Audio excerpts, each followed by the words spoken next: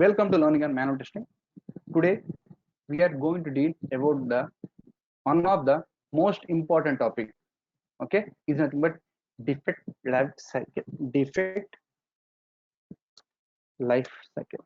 We know, right? What about life cycle? We have seen the life cycles: STLC life cycle, SDLC life cycle in earlier classes. STLC life cycle means life cycle regarding the test and time. SDLC life cycle means the life cycle regarding about the entire system or entire product or entire application. Okay. Here also, what about the defect life cycle? So, what about the defect life cycle means nothing but the initial stage of the defect to the last stage of the defect. So we are dealing with the defect from the initial stage, from born to the death of the defect. Okay. So that will call it a defect life cycle. In further classes, in this class only, we know the different stages in a defect life cycle. Now, just give a definition of defect life cycle. Okay, we know, right? Defect life cycle nothing but the journey of a defect. The journey of a defect which goes through different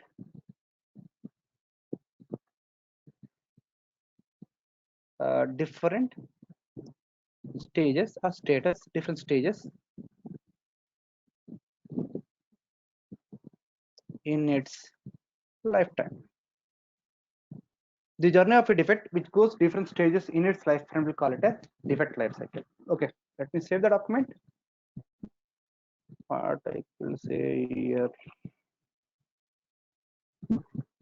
defect management. That's defect life cycle.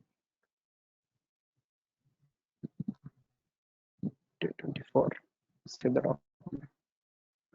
Okay, now we need to see that how the journey will start and how the journey will ends for a defect. What means defect? We know the defect, right? Defect is nothing but whatever the defect is nothing but an issue which I seen is not as per my expectations. That issue is deviated from my expected results. We will call it as a defect. So let's take a diagrammatic approach of a defect life cycle. Okay. So I'll quickly start this and complete as soon as possible. The first one is whenever the initial stage of defect. Let's like I'm a QA member. I don't have any experience. I have over 1 year, 2 or 3 years of experience. So I found a defect in the application. So what I will do, I will raise the defect. Initial stage of the defect is always new. So this defect is who has got the issue, got the defect. The QA member has got the defect, right? Okay. I'll add the same here. Let me write. Okay. Who have identified the defect? QA member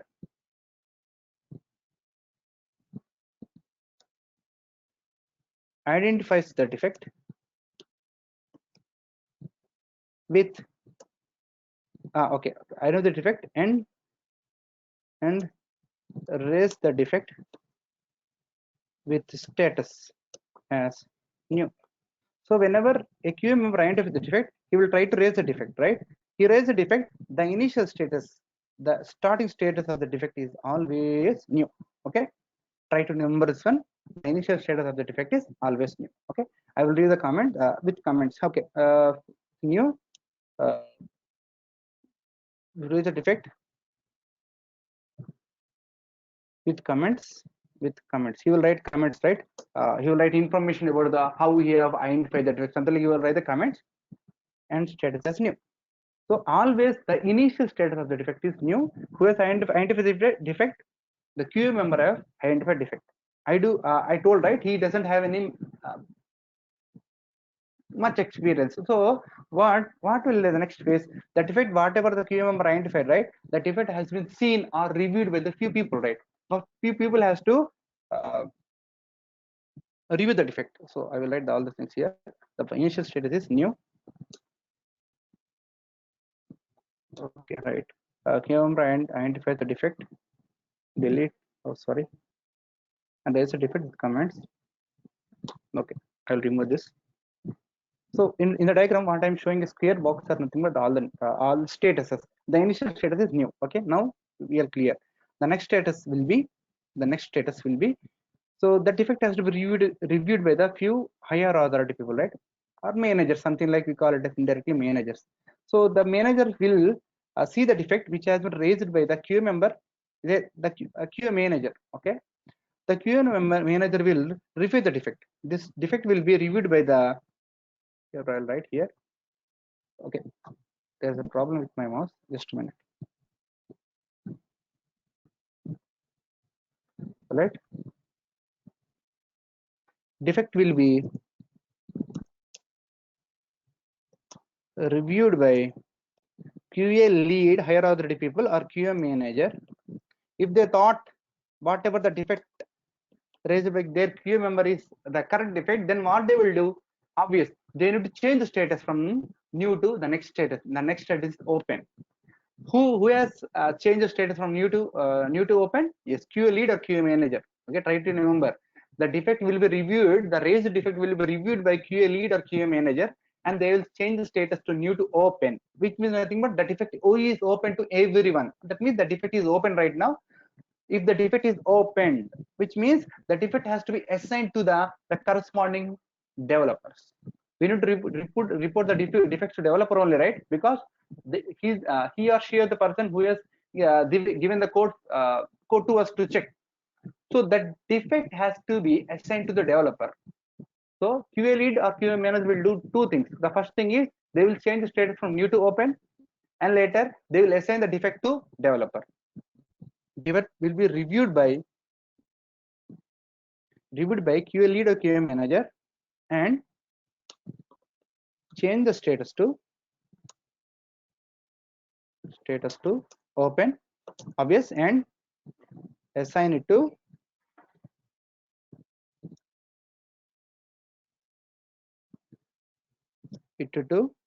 developer with comments saying that yes, we have reviewed the defect and we are assigning the defect to developer. Something like they will give this type of comments.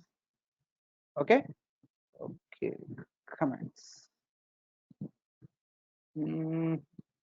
I should require the space here, right? Okay, let me decrease the space here. Okay, enough. Okay, now I will write that if it has been opened. Oh god, again I am tried here, right? Open QA lead and QA lead or QA manager or QA manager will review the defect and change the status to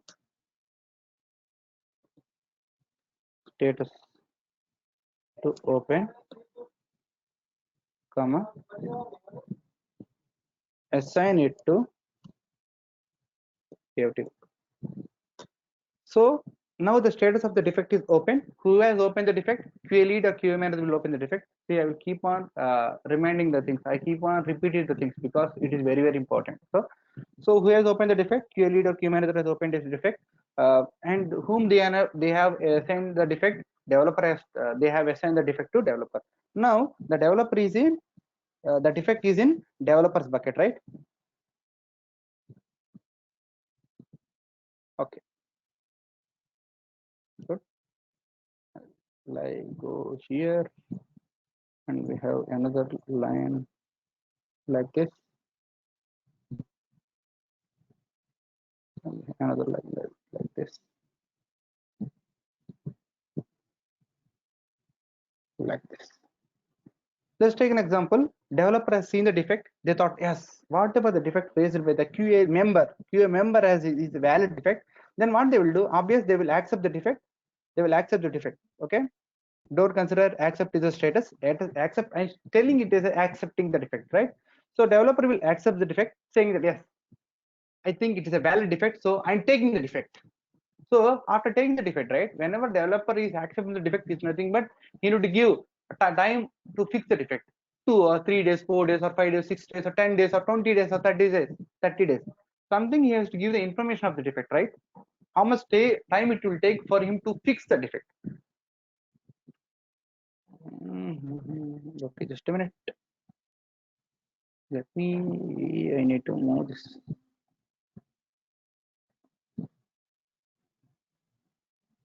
Okay. So we take the defect, then you need to give the ETA for the defect. We'll call it as estimated time of analysis, ETA, estimated time of analysis.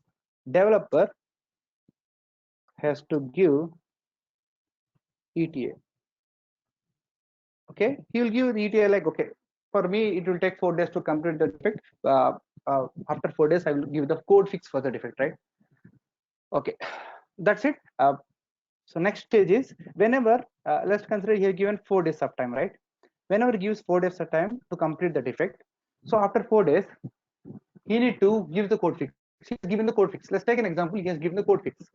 So he has given the code fix and he need to give the information, right? Yes, I have given the code fix. Please, what will call it as? Please recheck. Please retest. We are learned about the retesting in earlier classes. Retesting is nothing but whenever the developer gives a code fix for the failed test case, QA team has to recheck or retest. That's not nothing but retest. Some people call it as retest. Some people call it as fixed. Both are same. The next status is retest or fixed. Both will be same. Okay, don't be confused. Okay, so whenever developer gives the code fix for the failed test case, you need to change the status from fixed to open to fixed or retest. And any other update he needs to give as another update is the defect has to assign to the raised person. That means the defect has to assign to QA member, because QA member only the person who has raised the defect, right? So what is the next step here? Developer has to, I will write here, dev has to assign defect to QA member with comments saying that yes, I have given the code fix, please retest with comments. Okay, like that developer has given the fix for the failed test case and assigned it to QA member to retest. Next is retest.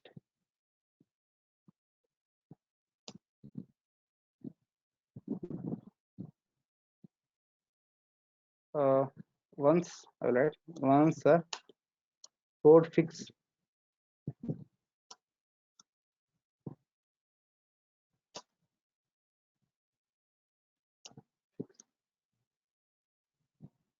has done, developer has to assign the defect to QA member with comments saying that yes, I have given the code fix, please retest, something like he will write the comments. Okay, so this is nothing but retest. Okay. So the next stage is obvious. QA member has to retest a defect. If the defect is as per the expectations, which means nothing but there is no defect in the application, the application is working as per our needs, then obvious nothing we can do. The QA member has to, the last stage of defect is nothing but the developer QA member has to close the defect. Now who has closed the defect? QA member has closed the defect. Okay, I will write comment here. QA member will close with comment saying that yes, I have retested the defect. Now the issue has been fixed, so hence I am closing the defect. Something like he will write here. Next stage is close it, right? QA member will close with comments once no defect in the application. Okay, so these are the past scenarios. Okay, now we have one more small negative scenario. We have you may have one question, right? Sir, let us consider QA member has retested the defect. Still he could see the defect in the application. Still he could see the defect in the application. In that case, the defect has to, what is the defect has to, obvious, reopen.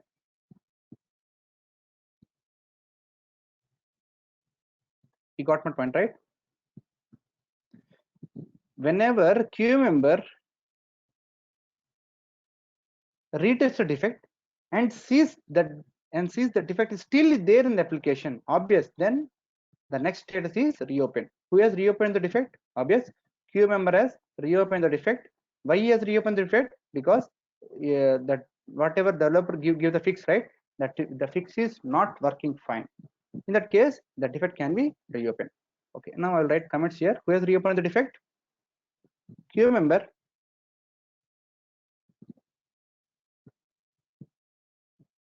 will reopen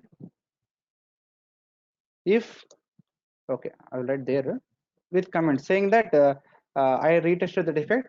Since the defect is still in the application, so that's why I reopen the defect. Okay, QA member has reopened the defect, and then he need to send the defect again to developer, which status as reopen. The next status is reopen. Okay, I will write here that open with the last status. Sorry, QA member will reopen now. Will reopen if defect is not fixed by developer, and QA will provide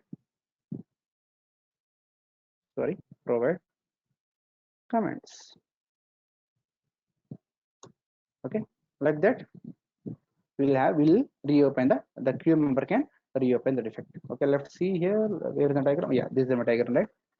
So this is the positive flow. Let's take an example. See if you see the status here. Okay, let me save the diagram. Defect right. Okay, this will defect. Okay, defect life cycle. So the initial status of the defect is new. Who has raised the defect? That person has only closing the defect. Okay. So the initial status is new. After the defect has been reviewed by QA lead or QA manager, then the status will be moved to open, and it has been assigned to developer. Once the developer accepts the defect, he will try to fix the defect with giving the ETA. Whenever he gives the fixer for the defect, he will change the status to retest to open, retest to fix, and QA member again check the defect. If the defect is working fine, then he will close the defect. If the fix is not given, then he can reopen the defect. Okay, so this circle will always goes until unless the defect is closed. So that this is nothing but the positive flow what we have seen. Now come to the negative flow. Okay, then what is meant by negative flow? Negative flow is nothing but whenever the developer rejects the defect. At what condition developer can reject the defect? Okay, this is the next question. Okay, at what condition developer can reject a defect? Okay, we have two conditions here to reject the defect.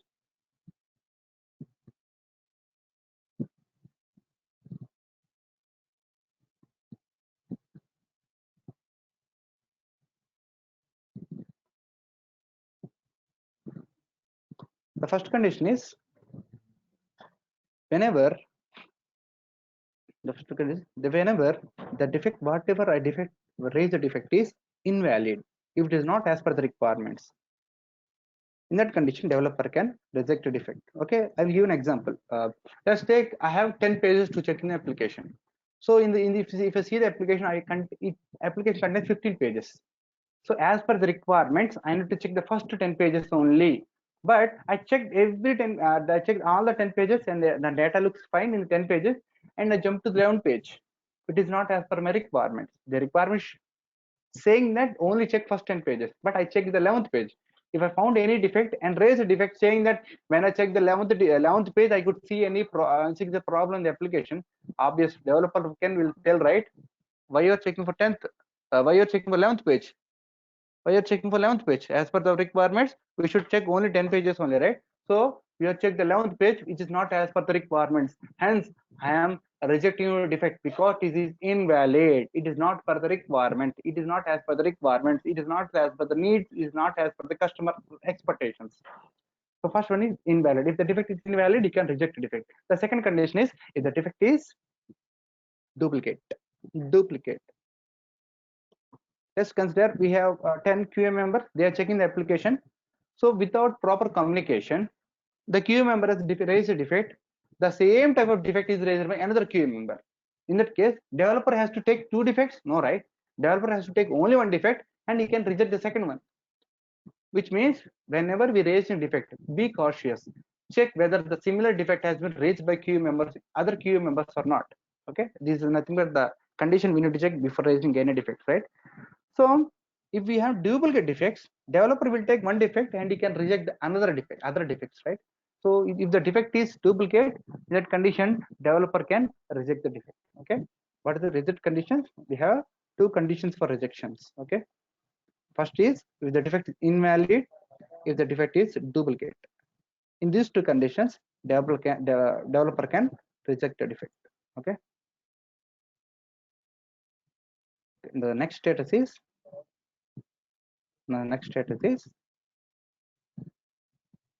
rejected. Okay, let me change the color. Rejected. Who has rejected defect? Obvious, developer will reject the defect, right? Developer will reject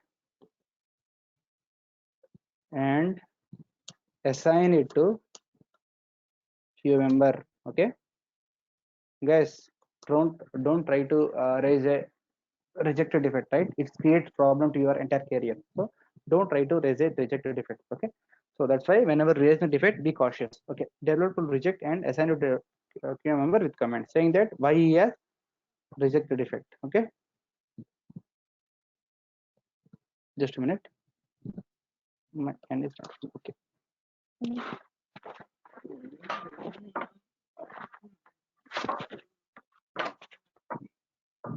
Okay, will reject and assign it to QA member with comments. Okay, this is the next status. We copy it, paste it here.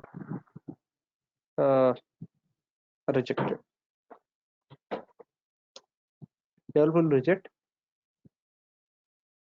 if the defect is invalid or duplicate and assign it to QA member with comments. Like that, have given information. Okay, obvious. What QA team has to do? Nothing they can do, right? So they need to, obvious, in this first condition, they need to close the defect. Nothing they can do. So obvious, the QA member has to close the defect. For time being, okay, sorry.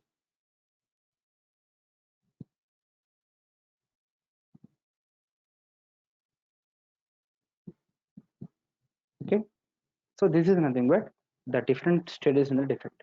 We have another status. So as on how many stages we are seeing? 1, 2, 3, 4, 5, 6, 7, right? Not 7, only 6 only. This close and this close will be the same only. So that's why 1, 2, 3, 4, 5, and 6. So we have another important status. That status is nothing but this one. Inter point of view, many people ask this one. Okay, the NSS status is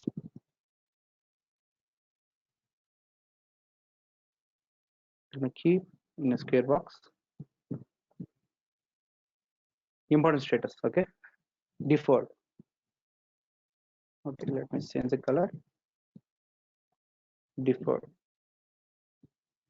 What meant to deferred? Deferred is nothing but is not rejected. Deferred means developer can defer the defect. If you see here, we have in this open only we can reject, we can retest, we can do the deferred. Deferred means nothing but let's take to fix the defect from the developer point of view. It will take much time, or it will take customer approvals, or it will take next phase. Okay, if the developer doesn't have a bandwidth to fix the defect, he or she is very busy. So in that case, developer can't take the defect. What he will do? He will defer the defect, saying that this cannot be fixed right now. It will take much time to or some time to fix the defect. So in that case, the developer can defer the defect. Okay, this is the condition. The next condition is developer will defer if the defect is not fixed right now. So this is nothing but the deferred defect. Okay,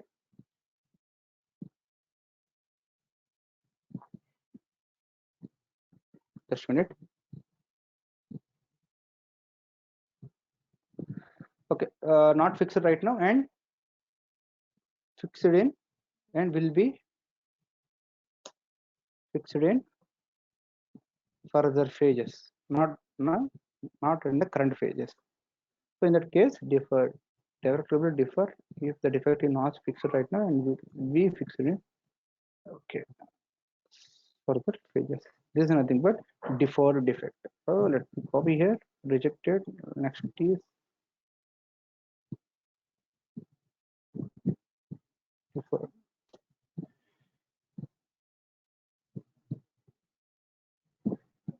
Okay.